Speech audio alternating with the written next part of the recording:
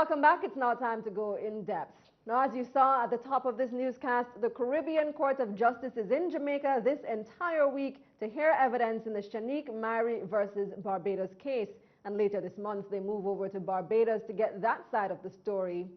It's certainly a historic and unprecedented move. The Privy Council has never uprooted itself to visit any member of the Commonwealth that they serve. So what are the implications of this for the Caribbean community, the majority of which, including Jamaica, still has yet to fully subscribe to the CCJ? Well, on the phone are two very experienced legal minds. Justice Hugh is a retired judge on Jamaica's Supreme Court, and we're also joined by Martin Daly, a senior counsel and law partner in Trinidad and Tobago. Welcome, gentlemen. Good evening. Thank you for having me. Good evening. Wonderful. Now let's start with you, Justice Small. What is the significance of the CCJ moving its entire bench to Jamaica and then later on to Barbados to hear this one case? Why do you think they're doing that? I think they're doing that because they're trying to build up their credibility. A part of the challenge that we face in the Caribbean is that the Privy Council as a court is removed from the people of the Caribbean. It sits in London. The only time that it has sat outside of London in this region are the occasions when it has gone to the Bahamas, where it has gone at the expense of the Bahamian people, and it's a lot of money for the Bahamian people. Of course, we don't pay anything for the services provided by the Privy Council, but we do pay very, very dearly for the services provided by the Caribbean Court of Justice. And so I think the Caribbean Court of Justice has an understanding that it has to be seen as a court that is accessible to the Jamaican people. And it is operating in a way that the Jamaican people and the people of the Caribbean can feel the court closer to them. Right. So is it kind of a publicity stunt then to get people, as you said, to feel closer towards the court? And even in a sense, there's some kind of political, not really will there, but some type of, political pressure there to get people to feel the court and to get the leaders and the governments to say, we are here, we're in the region, and we're working. I don't want to describe it as a political stunt.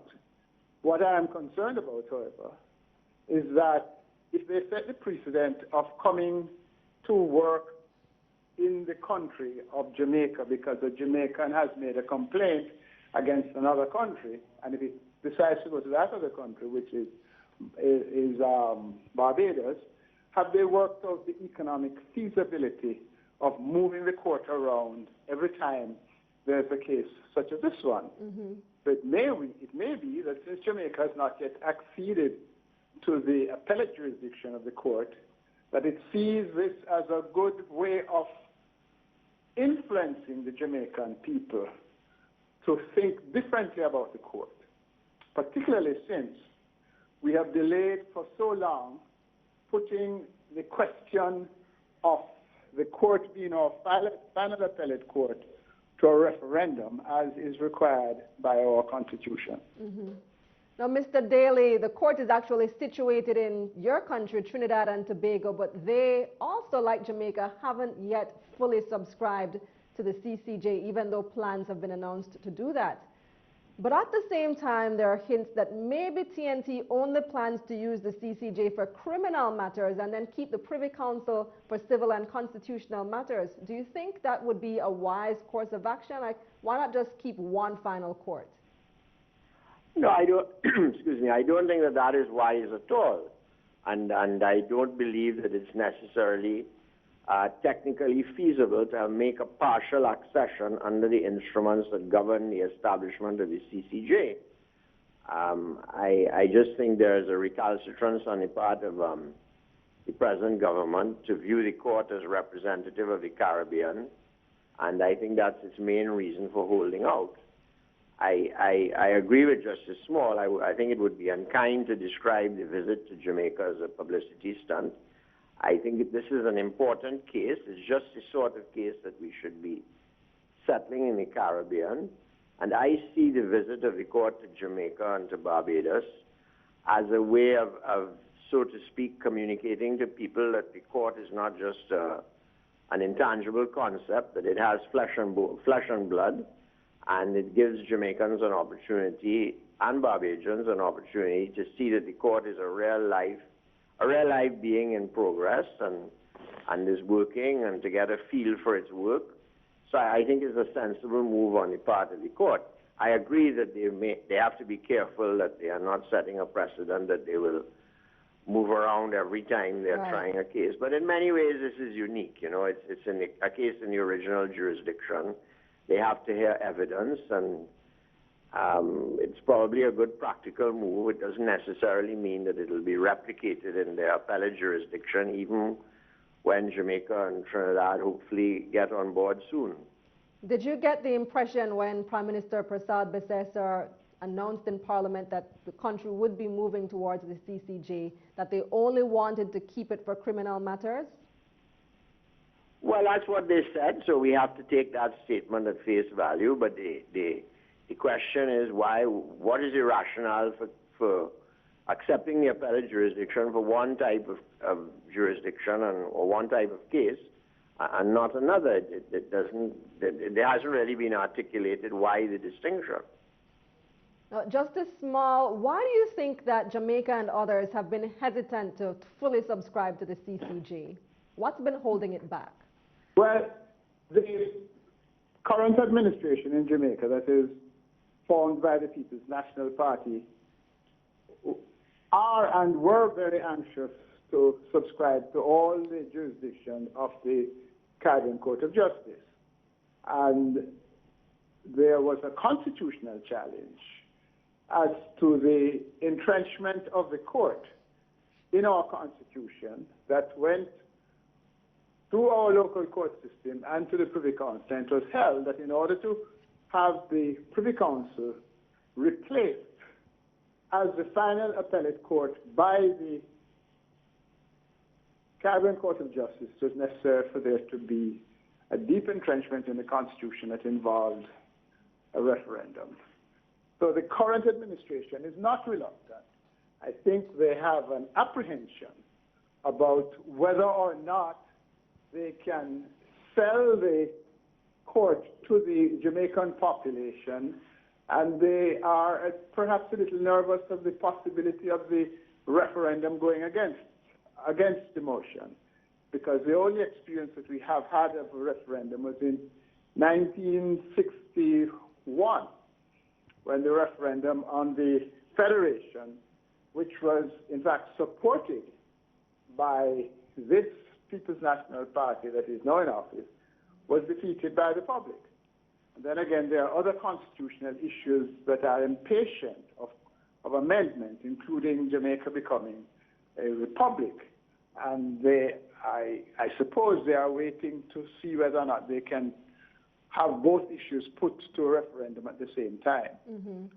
I think that the opposition party in Jamaica, the Jamaica Labour Party, has wavered on the question as to whether or not we should accede to the CCJ. But we will have to watch very closely, particularly in the very tenuous economic environment that now exists, to see whether or not this administration will have the courage to get on with the order of business and have the matter put to referendum as soon as possible. Now, Mr. Daly, I pose the same question to you. The CCJ, like we mentioned before, is already seated in Trinidad and Tobago. And what's keeping the administration hesitant? I think the Prime Minister has said that she doesn't consider the court representative of the Caribbean. I think they're taking a somewhat parochial view of the composition of the court. I always tell people it's so the Privy Council is representative? Well, precisely, precisely so. Precisely so. It's quite illogical, and it rather sounds like the arguments we have sometimes about the composition of West Indian cricket teams.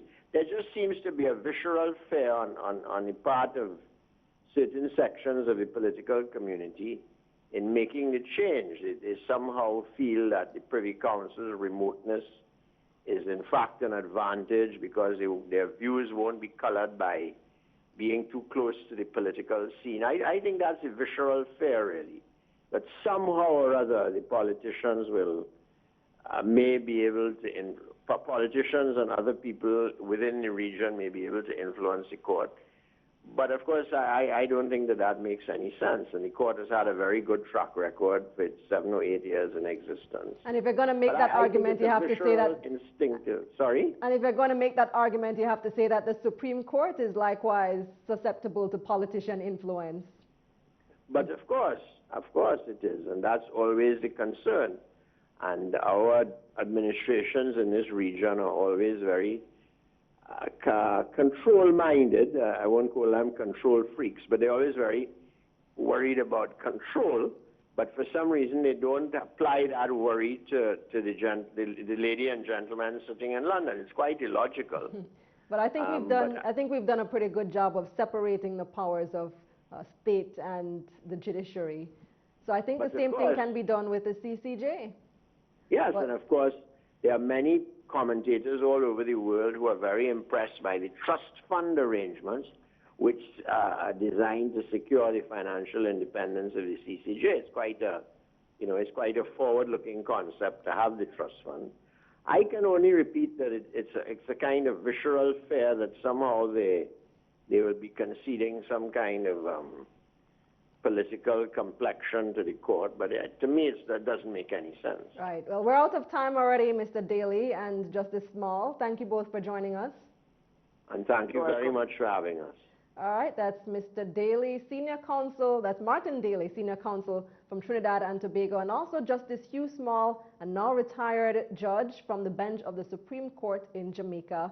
That's it for In Depth. After the break, we come back with sports.